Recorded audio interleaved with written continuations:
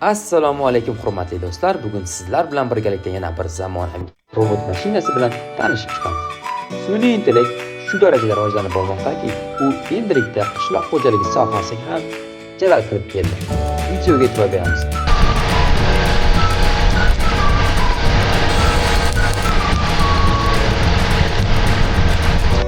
Bu videoda ko'rib turganingiz Laser Weeder G2 model hisoblanib, u Carbon Robotics kompaniyasi tomonidan ishlab chiqarilgan zamonaviy qishloq xo'jaligi robotdir. Ushbu qurilma begona o'tlarni lazer yordamida yo'q qilish uchun mo'ljallangan. Bu robot insonlarni haqiqatan ham hayratga soladi desak, yolg'on bo'lmaydi. Laser Weeder sun'iy intellekt va kompyuter ko'rinish tizimida ishlaydi. Ya'ni u ekinlarni begona o'tlardan aniqlaydi va lazer nurlari orqali begona o'tlarni nishonga olib yo'q qiladi. Eng muhimi, ekinlarga zarar yetkazmaydi va hattoki juda zich ekilgan maydonlarda ham yuqori aniqlik bilan ishlaydi. Siz nima deb o'ylaysiz? Bunday robot O'zbekistonda ham mavjudmi?